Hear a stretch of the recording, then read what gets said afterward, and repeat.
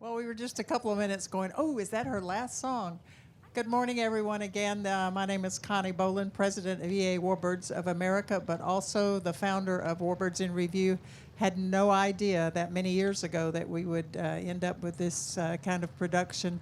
My thanks go to our sponsors, Scott's Miracle Grow Company, Jim Hagedorn, our very good friend who is greatly responsible for the financial support that allowed us to put the eagle here that you see on Warbird Alley, and then to sponsor Warbirds in Review to the level allows us to have Sleeping Dog Productions produce this for us. David Hartman is our moderator. Also thank Ron and Diane Fagan of Fagan World War II Fighter Museum in Granite Falls, Minnesota. It's a place you really should go out of the way to visit. It's a terrific museum, terrific people. They are responsible for us having this beautiful Quonset hut, the facility that allows the production team to do what you will see here today. These beautiful aircraft, all the owners that support us bringing their aircraft and bringing the veterans here. My thanks to my many friends who own these airplanes. The veterans are all very special, and to all the volunteers who make this very wonderful program possible. This beautiful aircraft here, you've enjoyed seeing a few pictures of it. So now, and of course the P40 here is, you'll hear more about this story. The run of show, David Hartman will be out in just a few minutes with our guest, and then we'll have a question and answer session to cover the aircraft at the very end. But for now, I'd like for you to direct your attention to the Jumbotron for the video, for the intro for this very special program. Thanks for being here.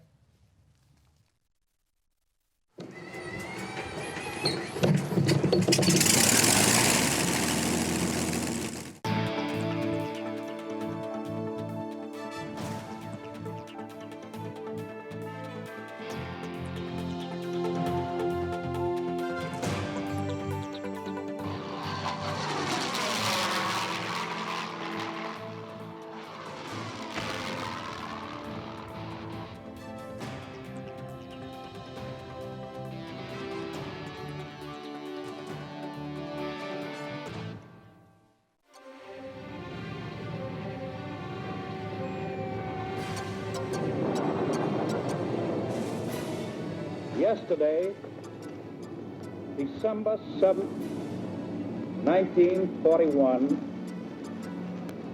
a date which will live in infamy.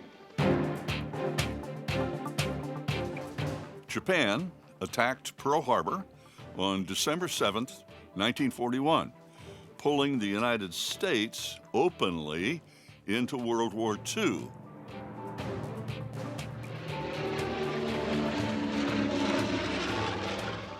Just 12 days later, on December 20th, 3 squadrons of Allied fighter airplanes saw their first combat in the CBI, the China, Burma, India Theater.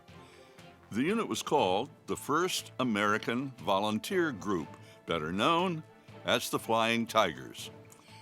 Each squadron was assigned 30 aircraft, mostly P-40s, Navy Buffaloes, and later P-51 Mustangs, and some RAF aircraft too.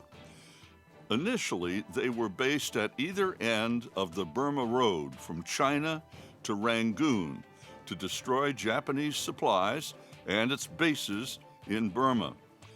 The pilots were all volunteers, mostly from aviation units from all the American military services. They flew with Chinese airplane markings under American control. The Flying Tigers gave the Allies hope in the early stages of the Pacific War, destroying 296 Japanese aircraft while losing only 14. Their first combat contact was on 20 December 1941, only 12 days after Pearl Harbor. 7 months later, in July 1942, the volunteer group was disbanded and replaced by the 23rd Fighter Group, U.S. Army Air Corps. One of the 23rd Fighter Group pilots scored 4 air victories in a P-40 and 1 in a P-51 Mustang. That made him an ace. He was born in Brooklyn in 1923 and scored his first air victory just 20 years later. He was highly decorated and flew 101 missions. His name is Don Lopez Sr. This is a story about this man and his commitment to his country, protecting its freedoms both in combat and in civilian life. After World War II, Lopez became a test pilot, then flew again in combat in Korea in the F-86.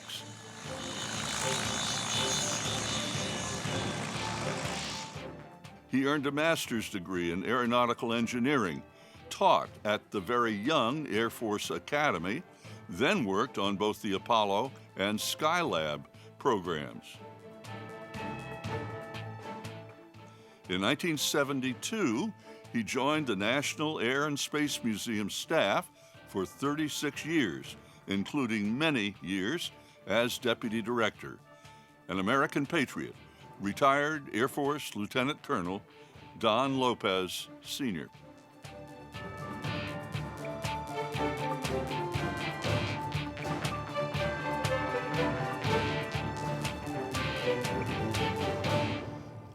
Morning, ladies and gentlemen. I'm David Hartman. Welcome this morning. It's good to see you with us.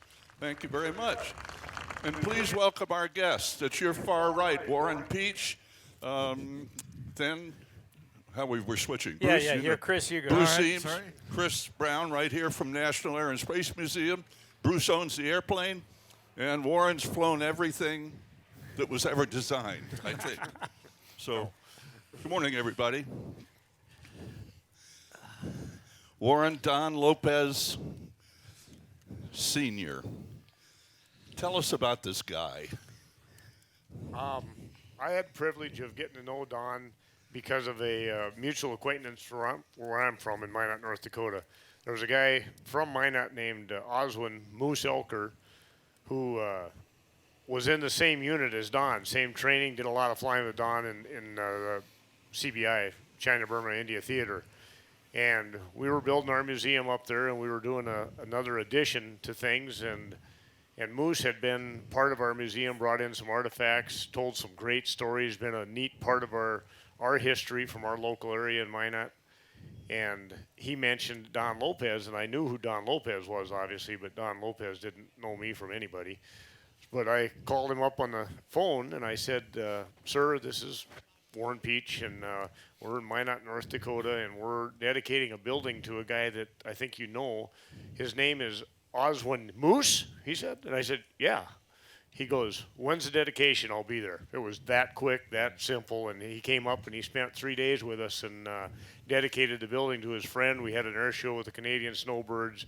Don was a phenomenal speaker and started telling great stories. Well, that initiated an opportunity for me to get to know him, because at the time I was flying for a commercial carrier and would have layovers in Washington, and I would take every opportunity I had to go to Don's office. Never meet a more gracious man. Always had time to talk to you. Always treated you like you were the most important person around, and took the time to show me the progress in the Hazy Center that he was working on and the things they were doing, and he loved talking about airplanes. I mean, he was a lot of things, but he was a pilot at heart. And one of the things that I always thought was humorous about working with our dedication in Minot with Don was we were going to take a P40 out, and we were going to use a Russian L-29 trainer, or a Czechoslovakian L-29 trainer that had been a Russian Air Force airplane, as a formation platform, so that we could take Don flying with a P40, and he could fly formation with a P40 again. Well, the P40 overheated while we were taxiing out, so we ended up flying by ourselves in this jet. And here's where the true patriot comes out, because now Don's in a Russian airplane. He's a U.S. Air Force test pilot, and he was unimpressed with the fact that he was in this Russian airplane. And I was like, Don, we can just go back and land if you want. No, he says, we're out here. Why don't you go do something? I said, well, do you want to fly it? And he said, no, not really. And I said, okay, well, we'll just go back. No, he said, do something. So I did a roll, and I did a loop or something and a half Cuban A8. And he says, well, I'm sure it's not much of an airplane, but I'll fly it here for just a little bit. Let me fly it for a little bit. Well, he did everything I'd just done, only did it a little better. And pretty soon he is in the back. He goes, this thing pretty nice airplane, flies pretty nice. And I think it was really hard for him to say that, but it was kind of fun. Anyway, that's how I got to know Don Lopez. When we looked just now on the screen and saw the pictures of him when he was flying in CBI, and he looked like he was 12 years old. I mean, how much training had he had before he got into a P40?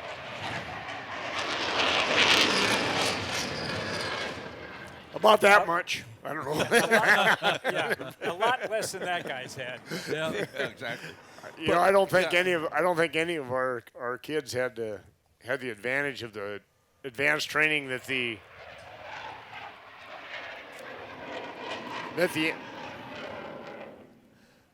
enemy had on both sides, because obviously the Luftwaffe had been practicing for years in the 30s and involved in other skirmishes, and the Japanese had been doing the same. And the Zero was a formidable airplane with trained and experienced pilots, and our guys were going over with minimal training. Yeah. And Chris just told the story that you said Don told you about. He was flying Cubs, and the first time he got in a P40, he almost went out in the grass. Yeah, Chris, right. Go ahead. Tell that. Well, I mean, I think he had 40 hours in a Cub, and as mentioned, at 19 years of age, he's in the Chinese Burma Theater.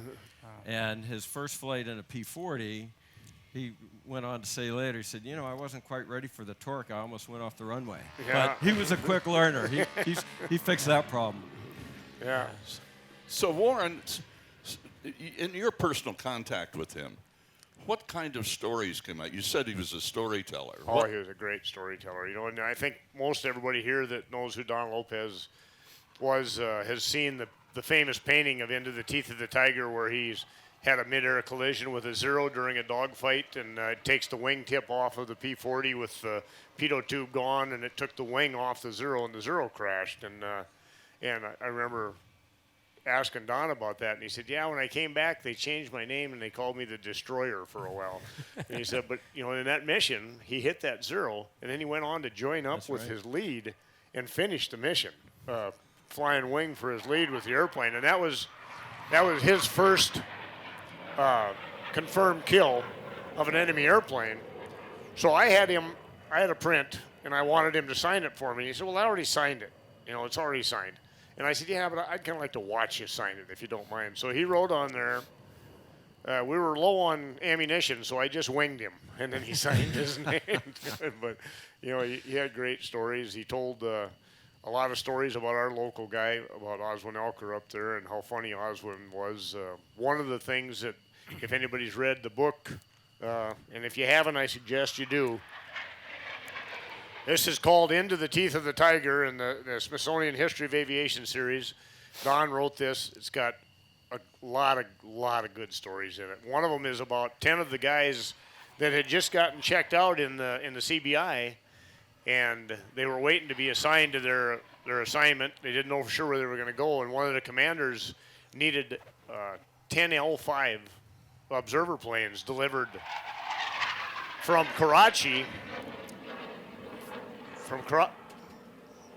From their base in Karachi to India. So as soon as he said, as soon as the airplanes were assembled, they got these 10 future fighter pilots, and they all got in these airplanes. And one of them was Moose Elker from Minot, and another one was Don, and these other 8 people that were in there. Well, he says they were told specifically no flat hatting, no buzzing. You guys, we just need these airplanes delivered. He says as soon as they broke ground, they started buzzing their base, and it turned into this huge contest of who could be lower, and they were rolling their wheels on the ground. He said the streets are pretty wide, and so everybody's buzzing down here, and they got people laying on the ground and everything. And he said Moose, not to be outdone, flew underneath a set of high lines, rolled his wheels on the ground, jumped up over a volleyball net, put his wheels back on the ground, and jumped up over a backstop for a ball diamond or something in there and stuff. And in the end, he said he enjoyed it so much he did that 3 or 4 times until they were severely in trouble.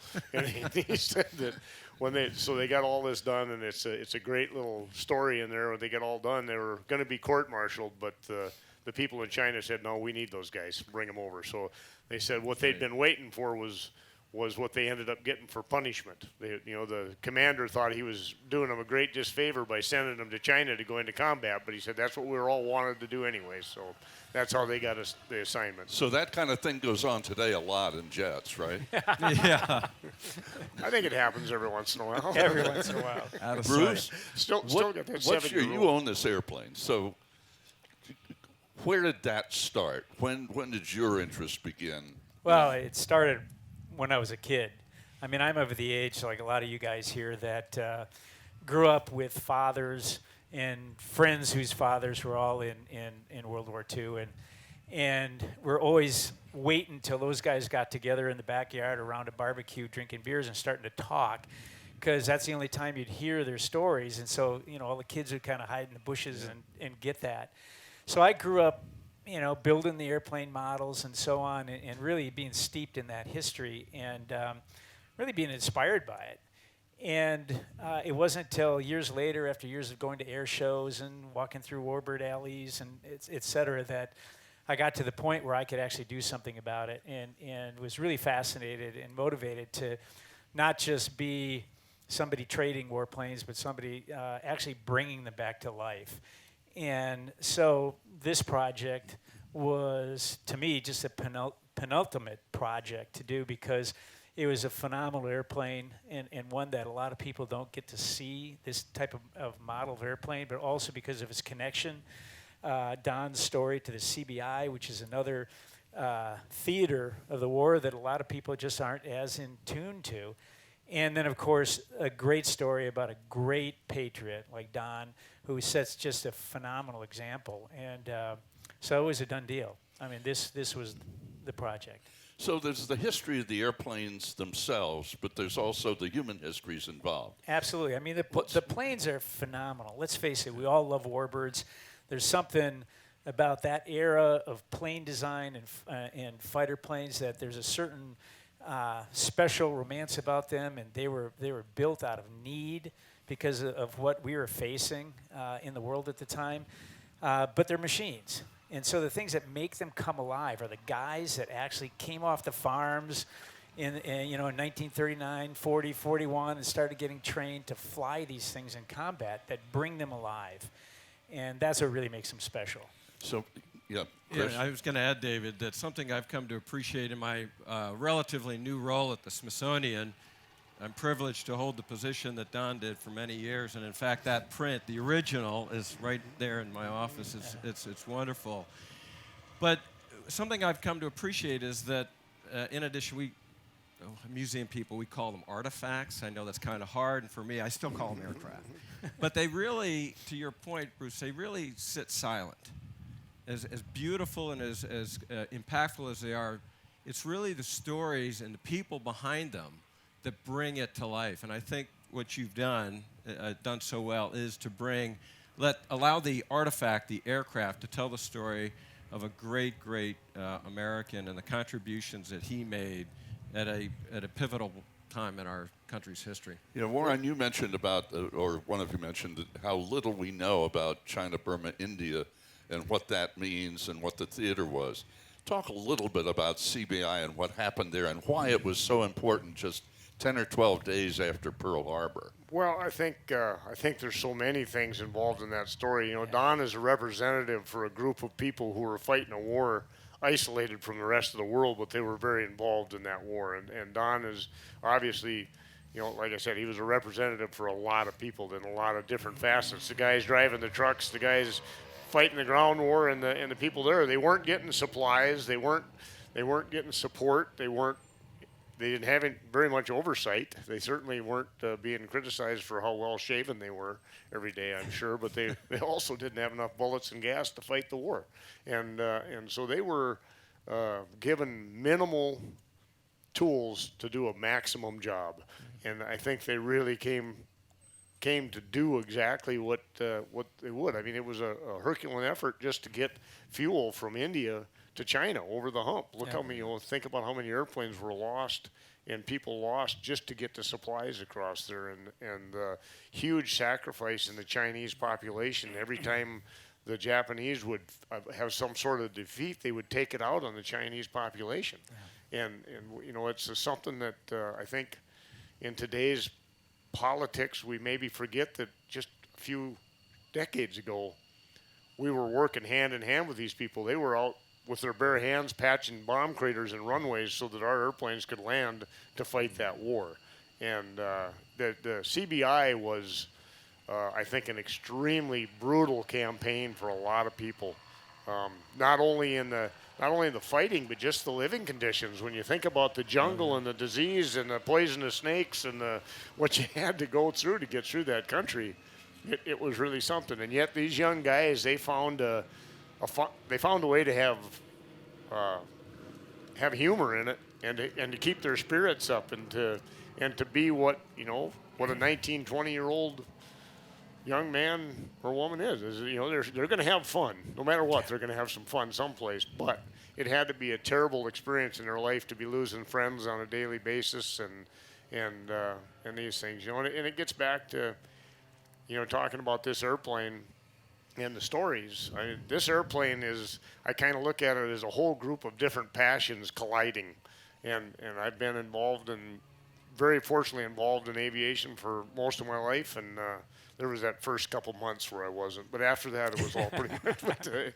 But you've got the crew from AirCorps who put their heart and soul into making this airplane what it is, and you got Bruce who Now, they're the guys who restored the airplane. Exactly. Yeah, they're AirCorps sitting right Aviation. here. So identify the guys, would you? They're sitting Well, right there. To the left of me here is Eric Hocuff, and then Eric Trueblood. Eric. Chuck Cravens is a historian, and there's more AirCorps guys over here. And I mean, it's a big crew, and they do a phenomenal job on these airplanes. Right. Yeah. Yeah. And again, and not just in the workmanship, but in the story. they focus. That's why they've got a full-time historian. Yeah. That really helps dig into the stories behind these planes. Bruce and I got to go to their shop when Don Lopez Jr. and his daughter came and visited the airplane, and to see that moment in time, I wish they could be here. They're obviously, Don Lopez Jr. is a very busy man and a professor and stuff, but it was really a neat thing to have them sit in the airplane where his father and grandfather and be able to look at the radio dials, the same things, and try to envision what their father was doing when he was 20 years old. Well, interesting about comparing the aircraft, the metal and all, with the human story. The guys came to me this morning and said, concentrate on Don and the personal stories about the human beings. Yes, we did a good job with the airplane, but let's tell the stories about the guys. And for restorers to say that is really phenomenal. Thank you all for doing that. Yeah. That was great. When Don flew one of these airplanes with his first 4 air victories, right? Correct. What would it have been like to all of a sudden to be given a Mustang after flying this airplane? Well, Don's checkout at a Mustang is a pretty interesting story, too. Chris, are you familiar with it? Have you read that? Not as much as you. You're better one to tell the story. His first time to fly the airplane that ended up being painted like this airplane is painted was he went over to India, and there was brand new deliveries of P-51C sitting there, and he's looking at this airplane, and obviously had heard about it but hadn't seen one, and he wanted to fly it, so he looked for the senior officer on the base and realized he was the senior officer on the base at the time, so he signed the airplane out to himself and went out to test floor. And apparently the test flight didn't go as well as he'd hoped, because I believe the deal was he got it in a spin or something happened, and he scared himself in the airplane pretty bad. But he got it recovered and got it back down again, and that airplane ended up being delivered to China and assigned to him, and so he ended up flying the airplane in combat. Yeah, so the checkout was not what you would call a controlled environment. Chris? So as you know, his third airframe was Lopes Hope third. Yeah. He had 2 airframes, P40s, that he flew. And he was a very witty, funny guy, the way he would tell a story, almost, and had like the Yogi Berra kind of delivery. But he made a point of saying, yeah, both of those P40s were shot down, but I wasn't in them. But what he did do, and he related, is that in the course of flying in those P40s, I'm sure he had a little bit of time. He was hungry, so he got into the survival kits, and ate all the chocolate bars. Well, fast forward, the next pilot is in the airframe, gets shot down, and goes to look for chocolate bars, and they're not there. And Don said that he gave him a lot of grief later for eating those chocolate bars. What is, Chris, Smithsonian, what is its role when it comes to telling these stories? Well, it's interesting. I would say a museum is sometimes thought of as a sort of repository of aircraft and artifacts, but we really see ourselves as storytellers. And I'm joined by Jeremy Kenny, our chief curator for aeronautics, and he would attest, he and his colleagues, what we do is try to bring the stories to life in a relevant and a contemporary way. And we have the unique position at the Smithsonian National Air and Space Museum of being the custodians of some of the nation's most prominent and iconic aircraft and spacecraft. So how do we take those items, those artifacts, those amazing things, and put the stories to them to really give them the life? And so it's much more than just walking through a museum and looking at the aircraft. It's understanding who built it, who test flew it, who flew it, and now we're able to do it so that you can connect digitally into these stories, because as we restore aircraft, and as I'm sure Eric did with this aircraft, we digitize the process so that you can virtually visit these aircraft and these stories. So we take our charge very seriously. At the Smithsonian, very much like Bruce and his team, it's all about accuracy and authenticity. And we live in an age where there's so much skepticism and this is fake and that is fake, but when you come to the Smithsonian and you see the Wright Flyer, you know that that's the original Wright Flyer. And so when Eric and the team built this, they know that it was built to the exact standards and techniques and can speak to its accurate and authenticity. So we have a great deal in common. Bruce, when you fly this airplane, yes? No, I haven't gotten checked out on this thing. And I wouldn't want to scratch it. So what's the next step in continuing the stories of Don Lopez? When we think about, first of all, we saw in the film, first of all, Air Force test pilot, combat, Korea, etc. But then move on to this time at Air and Space, going back to 1972, before it was even open. Yeah, I think the video mentioned it. He went on to get his master's, but it didn't say that he got it at Caltech, and his classmate was Frank Borman. And Frank Borman described Don Lopez as being technically brilliant, in addition to being humorous and affable and every other attribute that Don had. I mean, that's pretty significant. As people, I think he went on to work as a propulsion engineer on the Gemini and Apollo projects.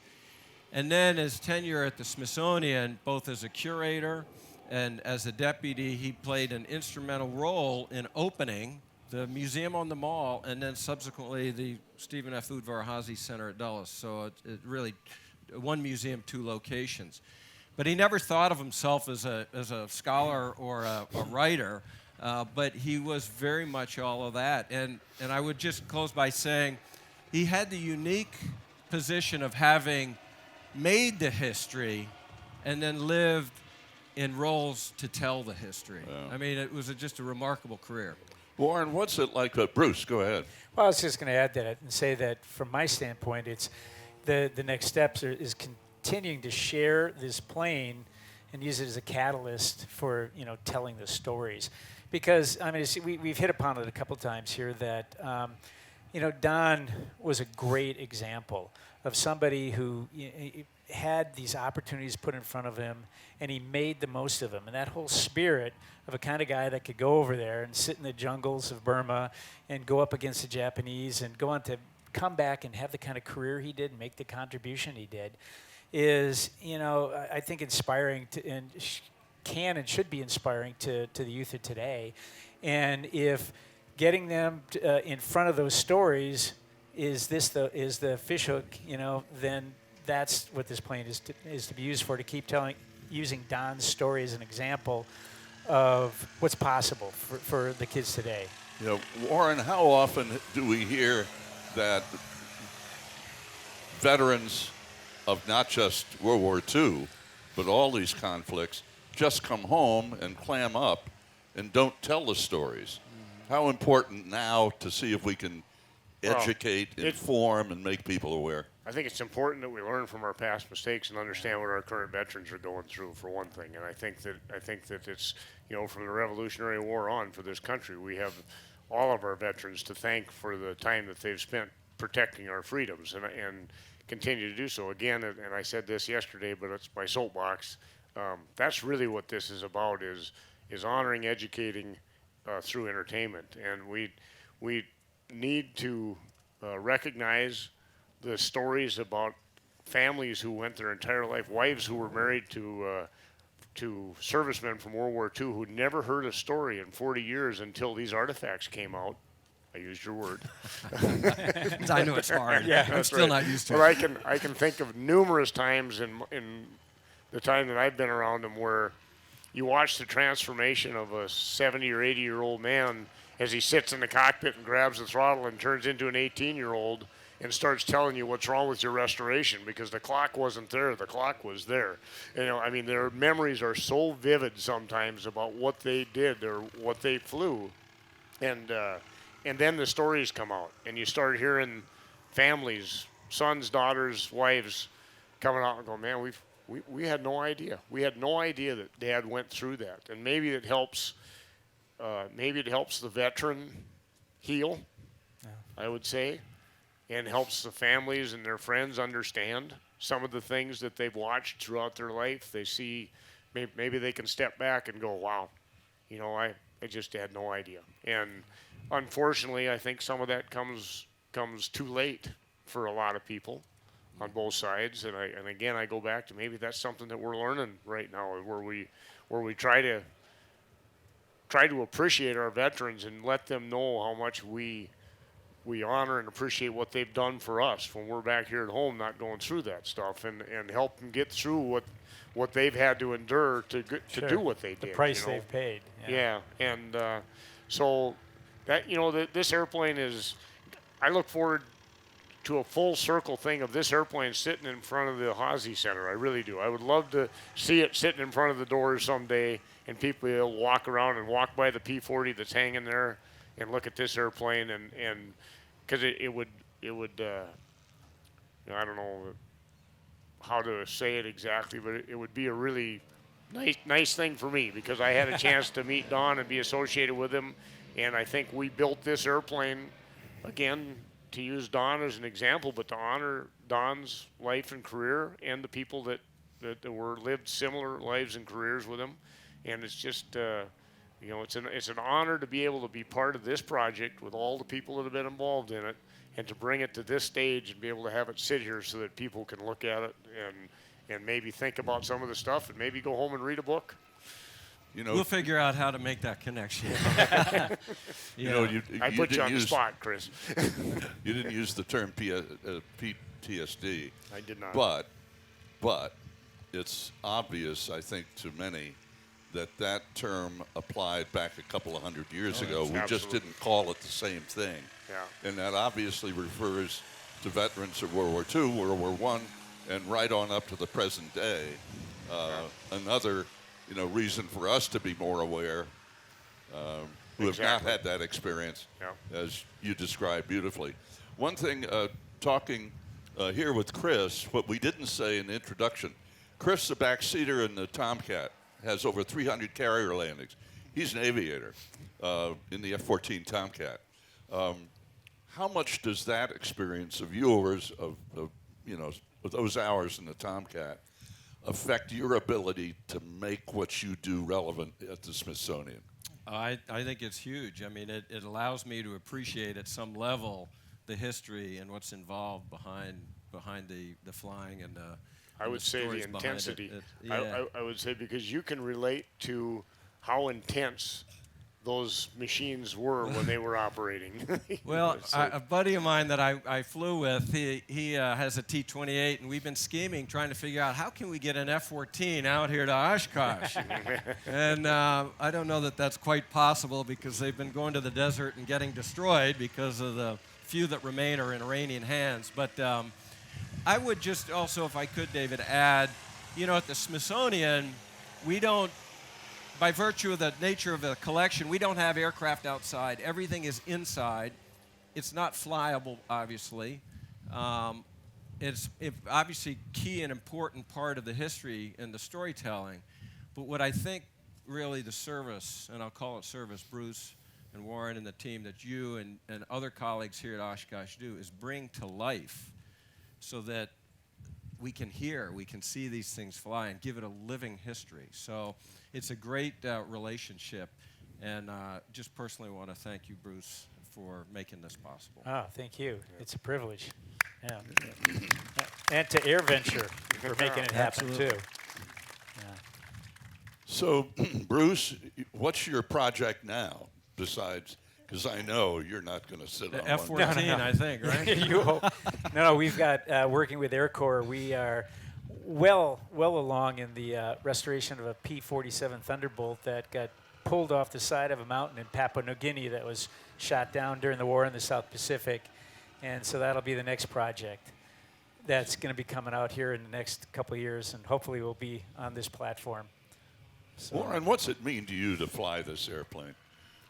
Well, first off, With all the memories. I mean, I want to say this is a great platform to put people on the spot. It's going to be done in a couple of years now, and you're going to let us come to the. Absolutely. We're good. It's really hard for me to describe, and I hate to repeat stuff that I said yesterday, but it's kind of a common deal. I painted a picture of a Mustang in a wall in my bedroom when I was 10, and I started dreaming. And,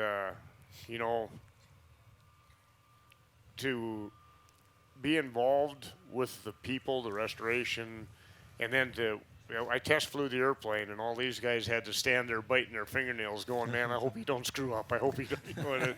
And I was doing the same thing. But to go out there, obviously when you get in that position, you're all done thinking about anything except flying the airplane. That your job is to fly an airplane, and it becomes just an airplane, a beautiful, good performing airplane. But you can't spend too much time just reminiscing until you get comfortable in the airplane. When I picked the Spitfire up in 2015, I had read Battle of Britain books my whole life. I had heroes from that. It was such a conflict that was so black and white, so good and bad and everything else. And the airplane was a 74 mission vet. And I went through the same thing. I got comfortable in the airplanes for a couple of flights, and then I headed cross country in it. And I had a chance to sit there and reflect on the fact that there was Polish kids that flew this airplane that were chased out of their home country. And they sat in that seat, and this airplane hung onto that stick and looked over that nose. And I thought about and it was transferred to the Free French and flew over Normandy Beach during the invasion. And you can't help but occasionally sit there and think, what feelings went through this cockpit from different people as they sat in here? How much fear, how much pride, how much anger, how much everything that went with that when they were sitting in this airplane, and the airplanes were built for a gruesome task. I mean, they were built to be killing machines, but they're so beautiful when you look at them. Sometimes you kind of got to overlook that too, and think about the fact that they were coming out of an era of phenomenal progress in the world, but especially in aviation. The era from 1929 to 1939 saw so much change in airplanes, but there's still the artistic eye in the design. When you look at a P-51 or a Spitfire or a P-40, and you look at the things that they did to make them pretty, even though they were building the fighter, they were still building pretty airplanes. And that's kind of, I guess, some of the stuff when I'm sitting in the cockpit and have a time to reflect on it. I think about that and hope the oil pressure stays where it's supposed to. Speaking of practical evolution of airplanes, I'm just curious. I'm sure there's a couple of people in the audience. So you've got a lot of hours in a P-51D. How do you compare flying a P-51C to a P-51D? Well, I don't have near as much time in this airplane as I do. This is a much slicker airplane. It's faster due to the Razorback. The reason for the change was obvious. You can't see out of this airplane. And the British made a modification called the Malcolm Hood that helped that some, and then North American went on to do some mods on the airplane and included the bubble canopy, which I think you see all the way into the modern fighters today to give that 360-degree field of view so that you can keep track of what's going on in the arena of the fight in there. This airplane's not good for that, but it's a really, really nice flying airplane. If you're not worried about getting shot down and having somebody behind you, it's perfect. You know? Bruce, what's Don's legacy? Don Lopez. Well, I think I touched upon it a little earlier that his legacy is an example of if we approach our problems from looking at them from the standpoint of viewing them as opportunities. Here's a guy, where he came from, what he did with it, and the career that he made and the contribution he made. We see that in so many of these vets that went on, came out of prior to the war. Really, these guys came out of the Depression and so on, and came back to this country after the war, and made this country, and they just went ahead and created something. And Don is a prime example of that, and that I think is his legacy, and one that I think that we can all take heart in and take inspiration from. And Chris, how much responsibility does that put on your back as deputy director of Smithsonian to make a lot of these things happen?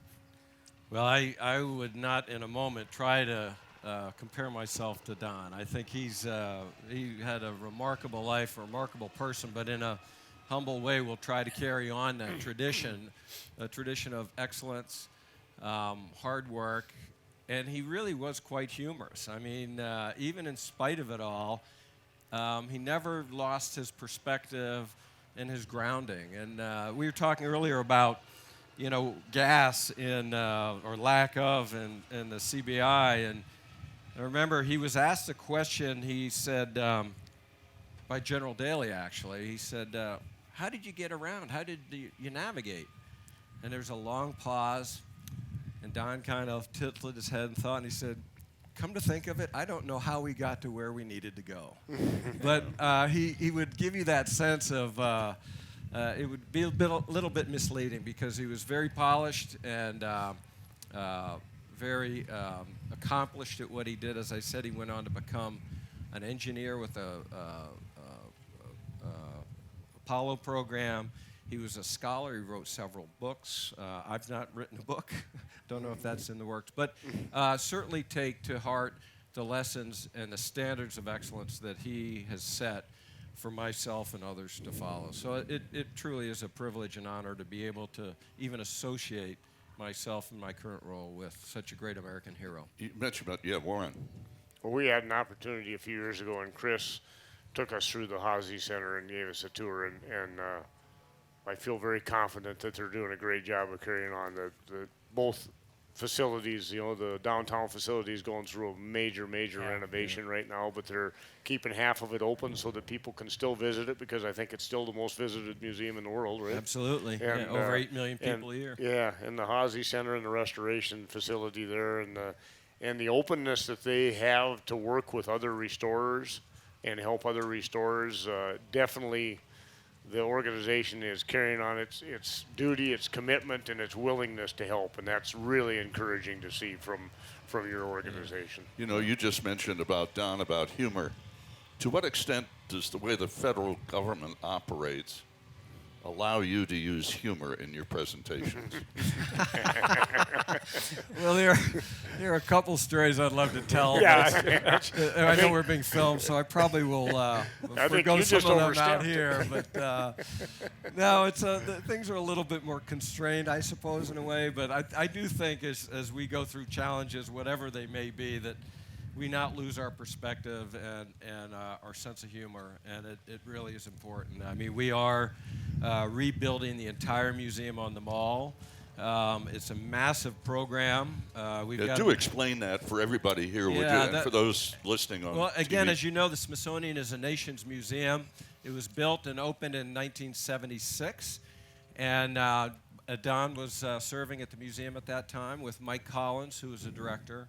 And after 40 years, it's shown its age. And to sort of equate what that level of visitorship means, imagine yourself living in a 2,500 square foot home and having 148 people over for dinner every night for 40 years. What would your house look like? Well, the museum is worn out, and we literally have to take the stone off the outside, replace it with longer duration stone, and to do that means emptying the galleries and everything inside the museum. It's actually a $650 million funded program by the government.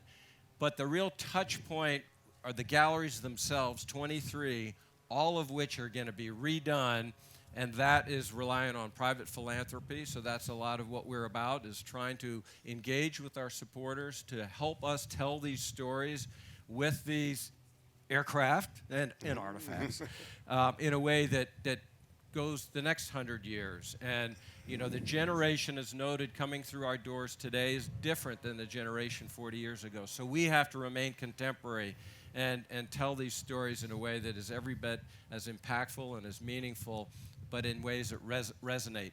You know, most of what we do is trying to, well, educate. My email address is si.edu. We are educators, and as such, one of the things we're very hard working towards and mindful of is the developing the workforce for the aerospace industry. How do we get people energized at a young age and continue with that interest so that they can be the mechanics, the pilots, the designers, the engineers that this industry desperately needs? And so whether it's telling the story in a very visual, impactful way that can create that spark, or having a museum where we try to do that, we're all in this together, and we really see ourselves as educators and storytellers for the next generation.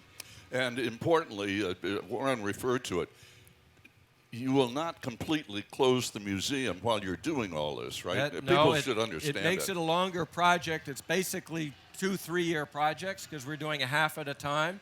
And if you were to visit the mall today, just about half of our museum is closed, and we had to move everything out to our restoration facility at Dulles and build facilities for that. And I don't need to tell this crowd, but our artifacts are not flat paintings typically. They're very large aircraft, and so we have to disassemble these aircraft and take them to our facilities at Dulles, where they'll undergo additional restoration, and most of them be reintroduced back into the galleries as we reopen. But at any time, we'll always have the Spirit of St. Louis, the Wright Flyer, on display. So we would certainly encourage you to come by. We will remain open. And as Warren and Bruce have noted, the Udvar Hazy is its own immense facility, and that remains fully open and operational. One last question. As you look at this airplane, there are a couple of odd-looking things hanging below the wings. What are they, and what is their purpose? Is there anybody here that doesn't recognize a keg of beer? So there's some great stories online. One of the easy places to look it up is called Beer Barrel Bombers. But after D-Day, they initiated a program, the British did initially with Spitfires, hauling beer in cleaned out drop tanks over to the troops on the front lines. And if you think about it, beer, especially in England, is kind of a staple. And it's also it's sanitized water. It was a little bit of nourishment and a little bit of courage and bringing a little bit of home. It was a morale builder. So they were hauling beer in there, but the troops, although they were more than willing to drink it all, did complain of a little bit of residual fuel taste in the beer. So then they converted over and started actually hauling kegs of beer, wooden casks, and they would haul them like this, or they would even build.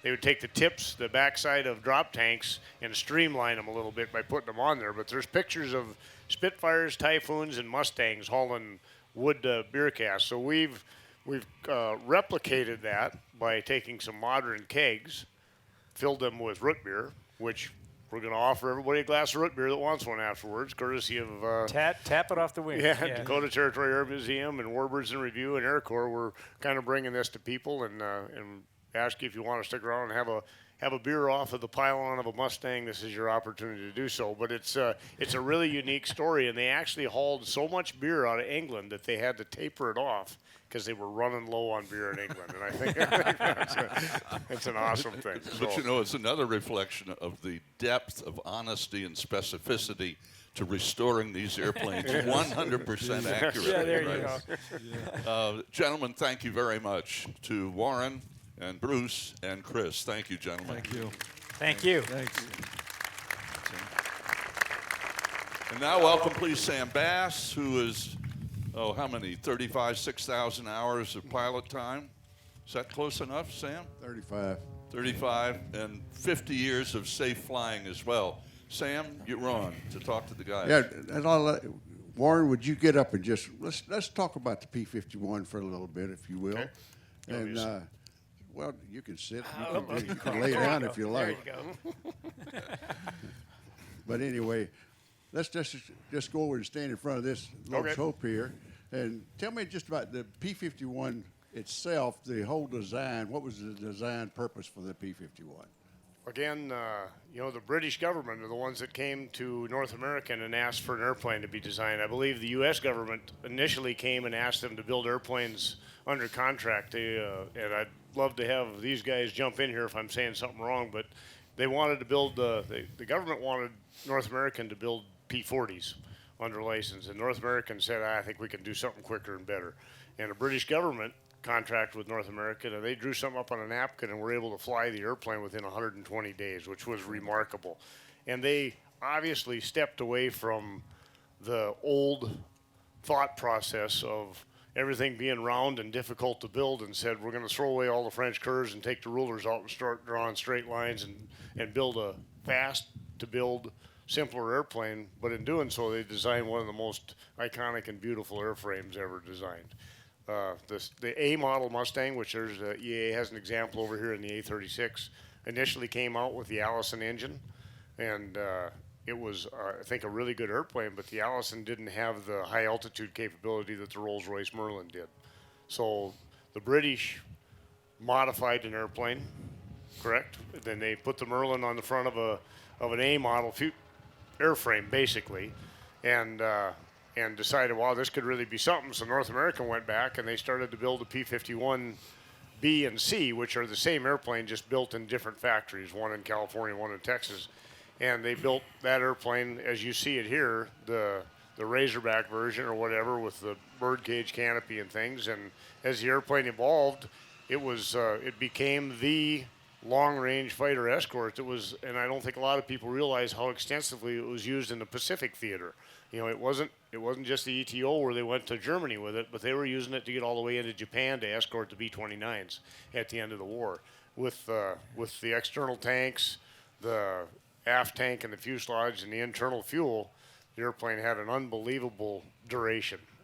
I know that our guy from North Dakota told me a few times that he was on 8-hour missions where they would leave England, fly a mission, and go through, as they exited the mission, end up over in Russia or someplace, with the airplane to get fuel and come back, which is, at this age, I can't imagine sitting for 8 hours in a Mustang. I think that would hurt a lot, but pretty remarkable airplane. And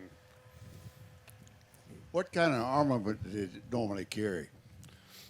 well, this airplane had 4 50 caliber machine guns, 2 in each wing. The A36 was basically a ground attack airplane and had 2 nose guns and 3 guns in each wing.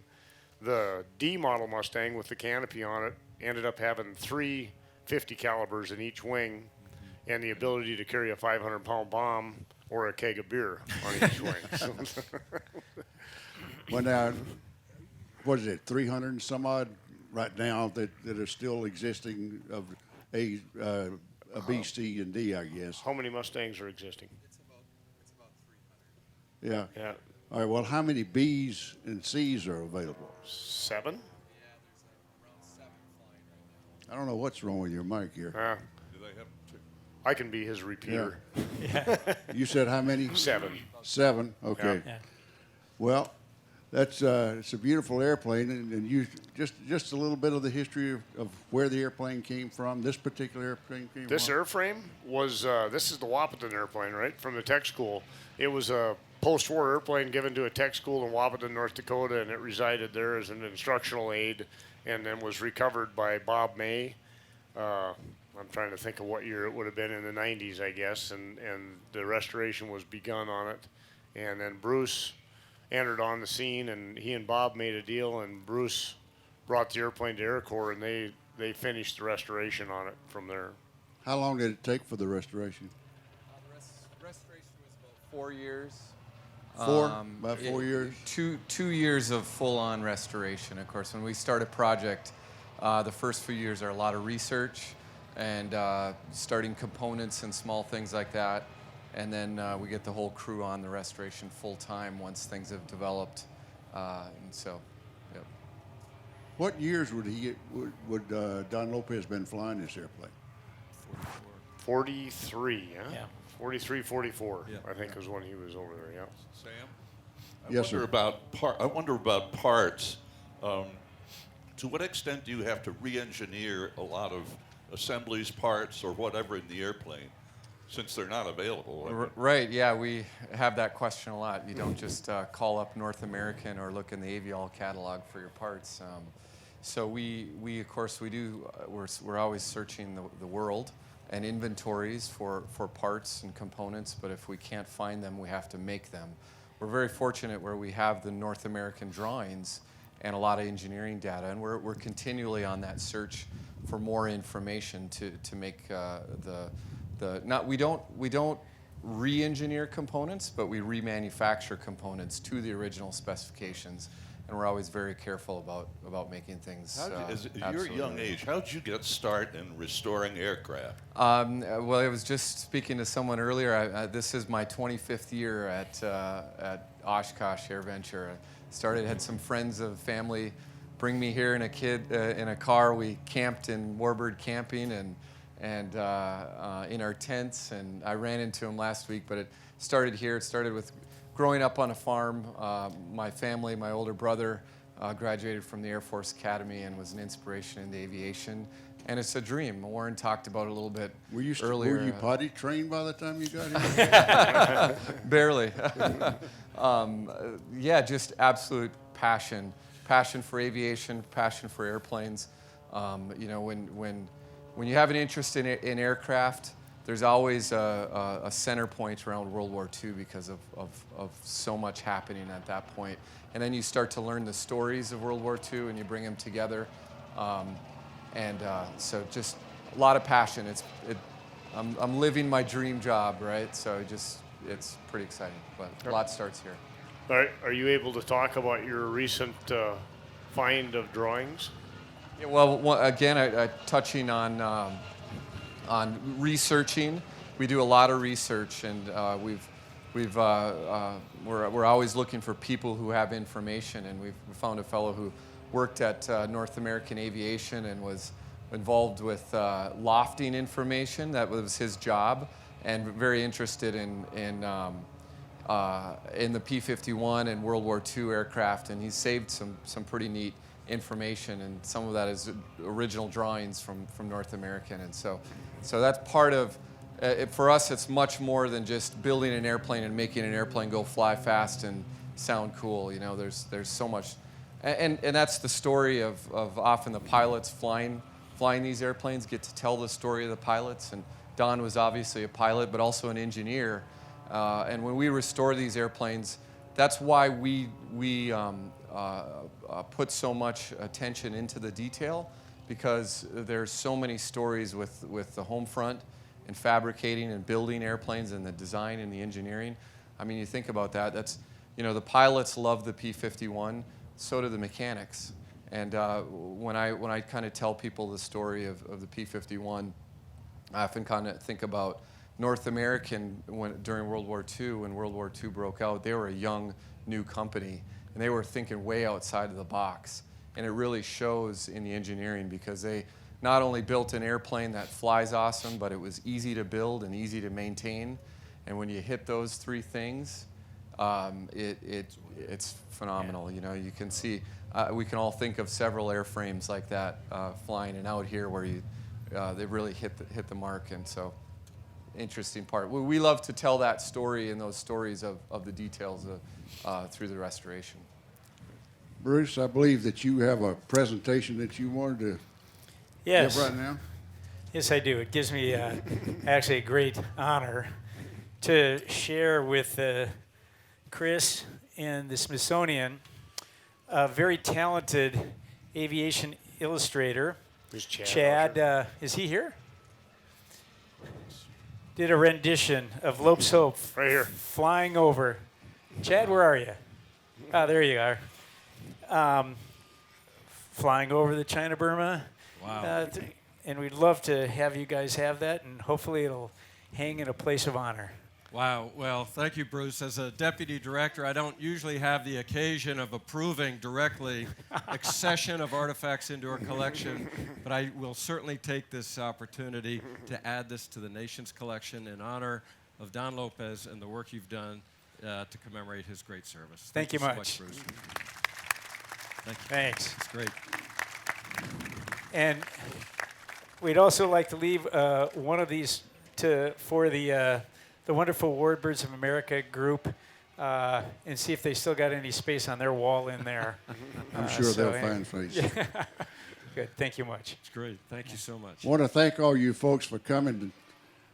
We have some coins here where she's going to see the little lady walking across with the red thing there. It's a challenge coin. For you people that don't know what a challenge coin is, this is for our veterans that are in the audience. A challenge coin, once you receive one, if another veteran comes up and challenges you for your coin and you don't have that coin, then you got to buy the beer. So that's what it's all about.